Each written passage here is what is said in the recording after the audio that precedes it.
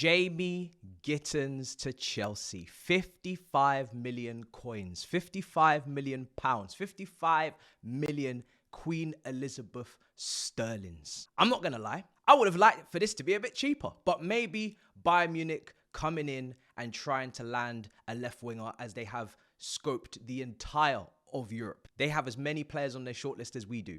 So maybe that's bumped the price up. But we are kind of wandering into territory that is of a starting, consistent, top-level left winger. Of course, the Mbeuemos, the Cunhas, the Kuduses. This is the kind of price range that everybody seems to want to charge right now in the Premier League and beyond. So it is what it is. But Gittens, let's discuss. 20 years old, turning 21 in August. Just over 100 club professional first-team games. So he's really had his breakout season last season. But if I'm being completely honest, I wouldn't call that a breakout season. A breakout season is like a Sancho at Dortmund, where Golden Boy talk and Barcelona Camp Nou and 100 million price tag, and you know he absolutely has to go to a top club. Like, it's mandatory. I don't think this move was mandatory for Gittens. Maybe because Dortmund aren't really kicking on. We haven't really seen Dortmund at the top level since maybe the Champions League final, where Bellingham obviously done it against his former club. But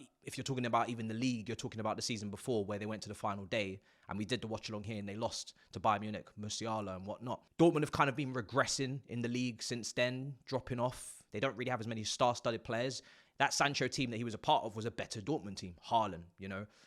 Now it's more Guirassy, and Julian Brandt is still knocking about, and Adeyemi's not really kicked on as much as we thought he would. So it's not really as good a Dortmund team. That's another fair point to make. But that's where we're getting him from, right? We're getting him from a Dortmund team that also with a new manager, play a 3-4-3 now, and in the Club World Cup, he wasn't really getting the minutes. And he was starting to be more of a sub off the bench in the back end of the Bundesliga season. He was really taking the majority of his minutes in the first part of the season when they were playing a formation with touchline wingers. I think he got 11 goals and 3 assists in that period when he was playing as a touchline winger. And then when he was asked to play as an inside forward in a 3-4-3, which is a formation, funnily enough, we've played as well in the Club World Cup, something that suits maybe Pedro, Kudus, the target, Palmer, you know, it suits these guys more. He got 1 goal and no assists in the back end of the season in that new position. So he doesn't really suit the tactical, you know, logic and where they're going at Dortmund. And he suits us because we play with touchline wingers. At least last season in the 4-2-3-1,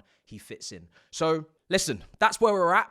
If I'm going through systematically, first of all, from last season, this makes sense. We needed a touchline winger. People are asking, why? Outside of Chelsea, why? Okay, here's why. We have no Mudryk. He's suspended for 2 to 4 years. Sancho went back to Manchester United. And George, I'm still figuring him out.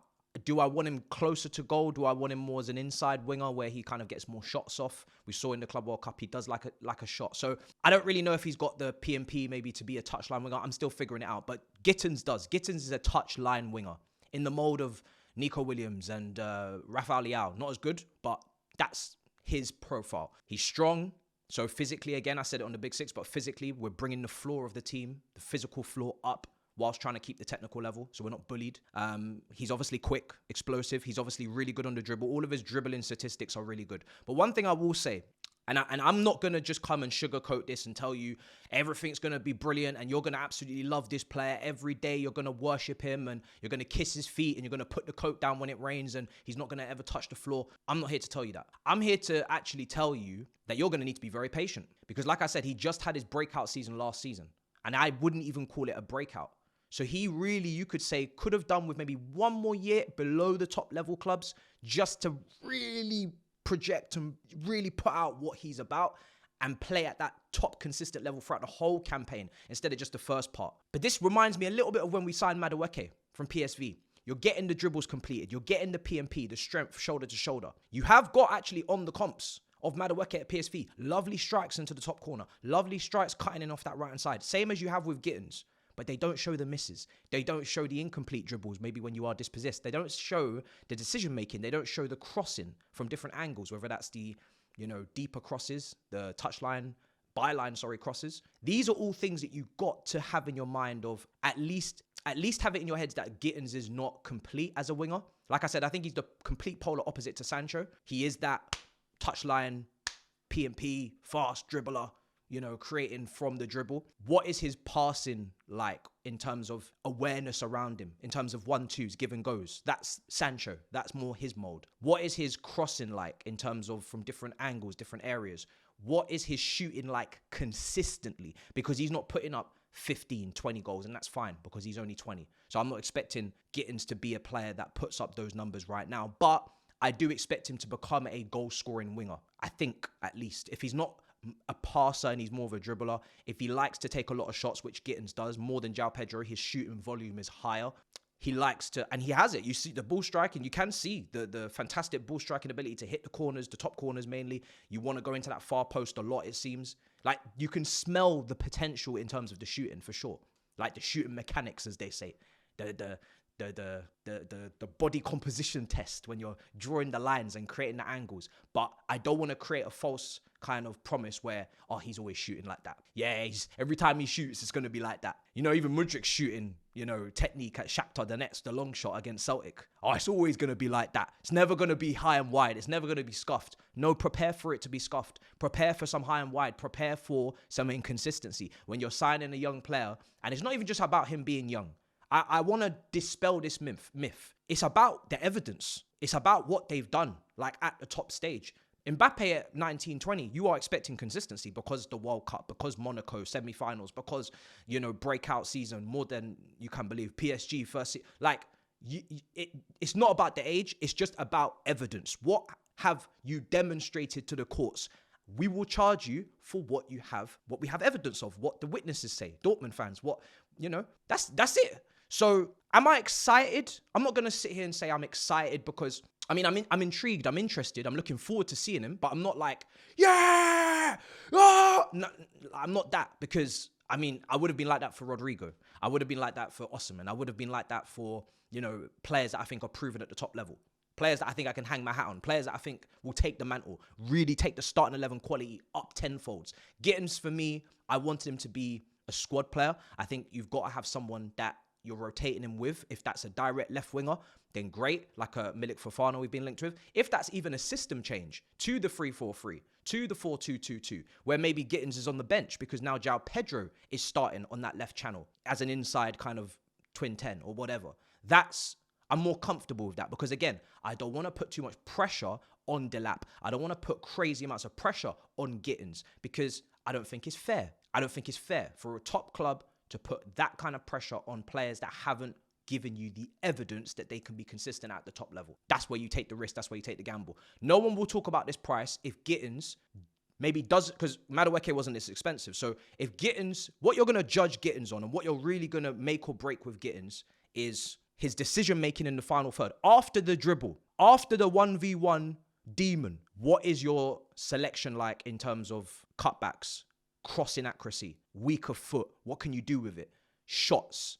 How many goals can you get? How many goals can you put on the table? Last season, none of our wingers produced enough goals. I know there's a bit of revisionism on Neto and look at the highlight reel, big games, big moments, 100%. But from a week-to-week basis, not a single winger last season did enough. Hence why we're revamping the whole attack.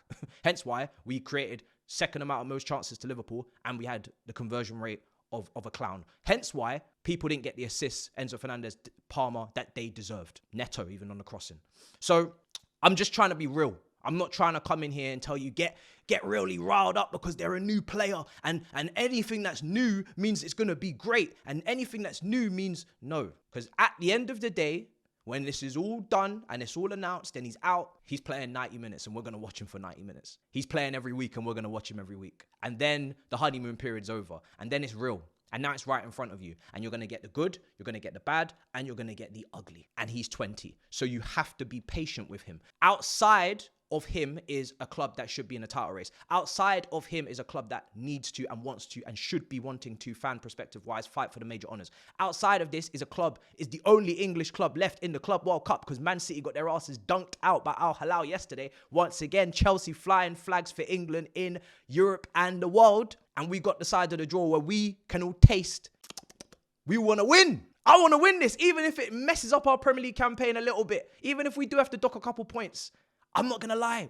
I don't think we're winning the Premier League anyway with these signings. So go get me that gold trophy and stick it in the museum. That's the mentality outside of Gittens. But when you buy a player like Gittens, you have to, unfortunately, you have to separate him and the environment he's going to need away from also what we are. But so look, he's young. There's also mental sides. What are we going to get? I don't know. This is all question marks. What are we going to get in terms of maturity? You know, we had Madueke and Jackson fighting for a penalty when they thought they should have had it over Palmer.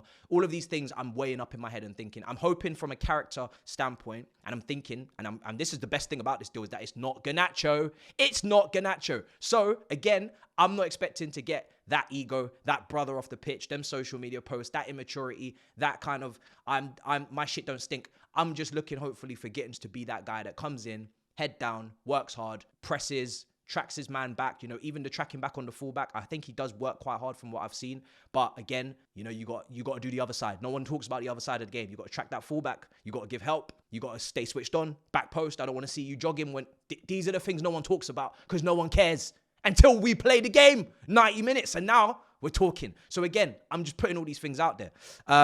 So yeah, like I said, he's more of a dribbler. He's more of a shooter. He carries it into the box really well. One thing I really do like about his game, I do like his stepovers.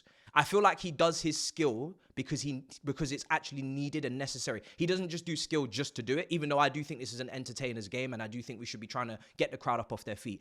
I want to hear those chairs slap against the back of the chair when everybody stands up at the same time. I want that. I do want that kind of flair and almost fantasy in Chelsea. Our wingers, Iron Robben, Damien Duff, Eden Hazard, Zola. I want that. I don't think we should run from that. You know, I feel like that's part of our heritage, part of our history. But Gittens hopefully will be exciting in the fact that, yeah, he does throw over a step over. He does kind of like to bait his defender into making that move and then switch him. Maybe it's like a Doku almost, like a Doku. Really good on the dribble, really strong. But it's just about that end product. And that's one of the things I criticised Doku at Man City in his first season or two. It's the end product. Like, you're not changing the game after the dribble. And that's what Gittens, like I said, will kind of be judged on. So I'm looking forward to seeing all that. I feel like I've said a lot. But I hope I'm giving you guys like real fair honesty on this. I'm not trying to gas you.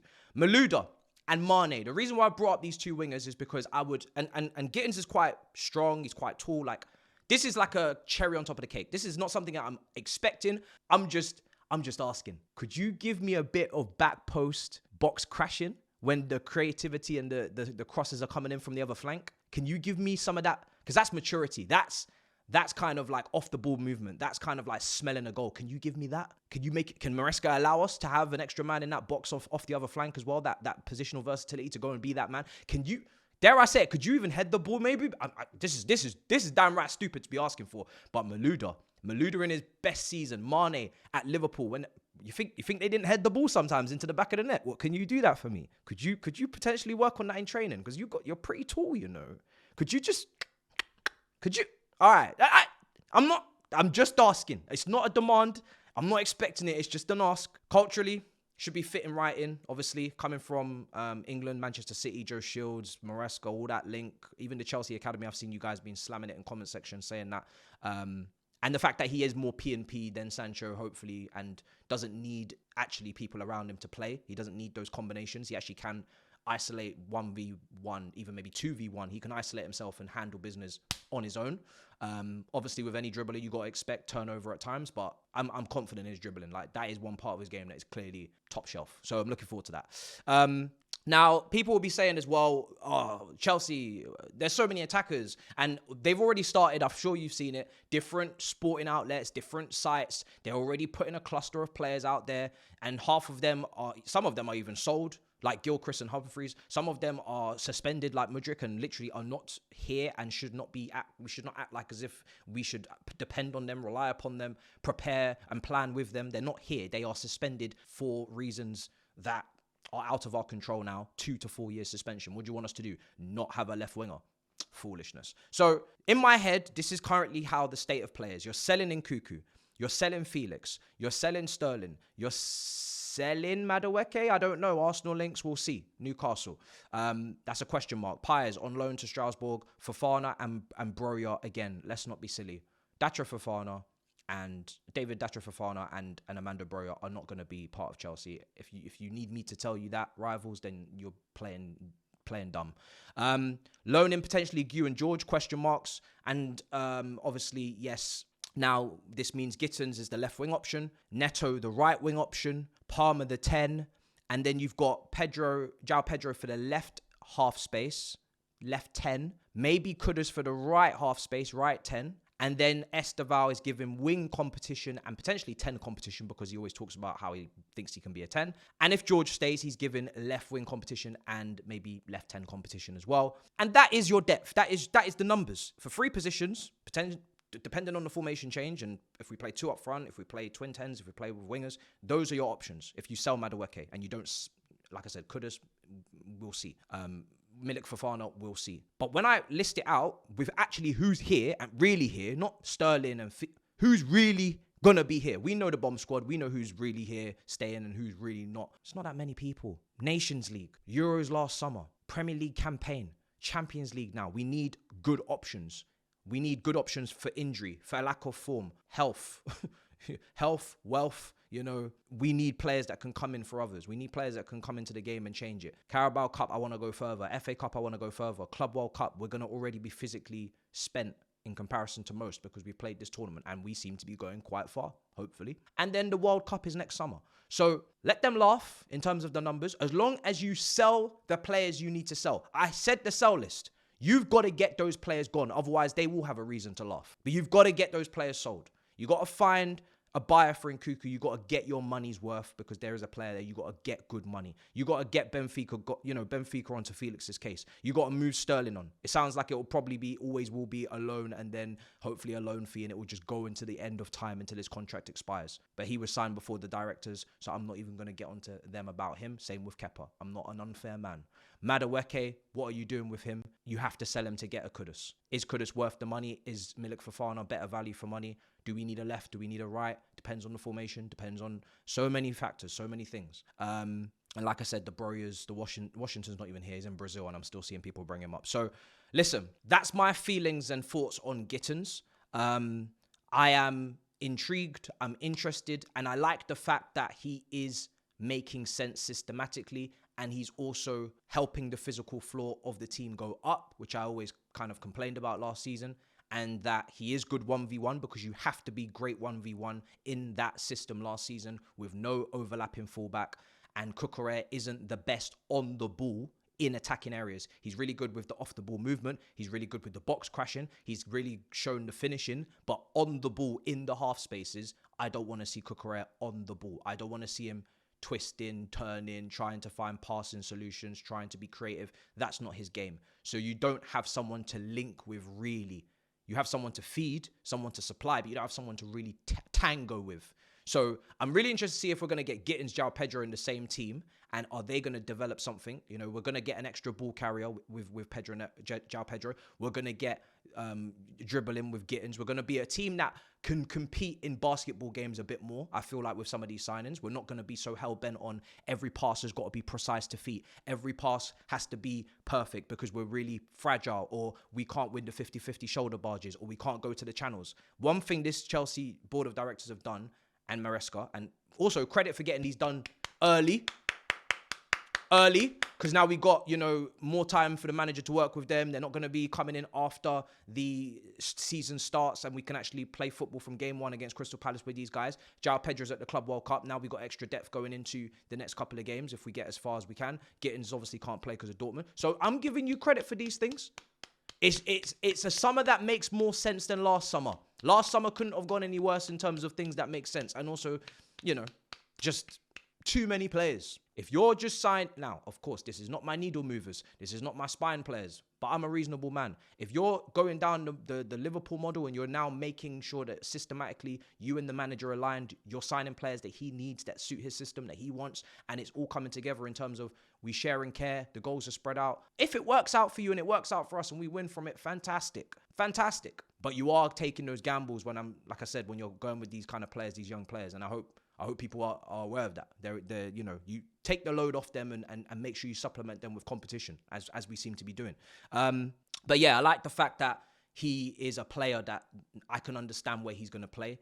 João Pedro is confusing some people, but we know exactly where Gittens is going to play. We know exactly where Gittens was best for Dortmund last season. And we now just have to go through the teething problems and the teething period. And I keep mentioning Madueke's name because a lot of people can't wait to get Madueke out to Arsenal or out of the club, or how many times people saying on the watch-alongs, oh, Madueke, you stick up for him too much. Oh, Madueke, I hate this, I hate that. You should probably prepare to feel similar about Gittens at times. You should probably prepare to have to cuss Gittens for some of his decisions and some of the things that he does. I'm just saying, that's quite likely the case. You're not getting the finished article here. You're not getting someone that you can depend on over a 38 game. I would love a Cole Palmer breakout season. I'd love that, but I'm not going to keep on feeding that to you as the norm because it's the outlier. It's not the norm. He's the only player to do that. Every other signing, even Caicedo in his, giving away a penalty in his debut, even Enzo, really good under Graham Potter, then kind of disappointing. Like, everybody's having their peaks and troughs. Everybody's up and down. Jackson, better season in the first and the second. This is what young players do. They give you inconsistency. This is what they do. So, listen, I've yapped enough. This is my thoughts and feelings. Sorry, it's a little bit late, but I don't really feel like I needed to rush it. I wanted to make my notes. I wanted to have everything that I wanted to say listed out. So then when I did come to you with my video, you don't really have, hopefully, any questions. Like, I'm just asking you, 55 million, are you comfortable with it? Are you not? Do you want Milik Fofana? Do you want Kudus? Or, and the last thing I didn't mention that I should now remember to mention, whatever we do, we need another left back. Gittens is going to be paired with Cucurella, but if Cucurella is burnt out, injured, and bust because of the ridiculous amount of games he's played, who plays after Cucurella? And I need that person to be really good on the overlap as well as the underlap. I need that person to be technically really good going forward as well as defensively. I need somebody that can tango with Gittens on that left wing. You're only as good as your partner sometimes, whether it's centre-back, whether it's wing pairings, whether it's striker partnerships, midfield, like, you're only as good as your partner. So let's hopefully get him a good partner because, Cucurella's tired. So yeah, guys, let me know the answers to what I've asked in the comments down below. Let me know what you think of Gittens. Have I got it spot on? Am I missing something? Is he better than I think? Is he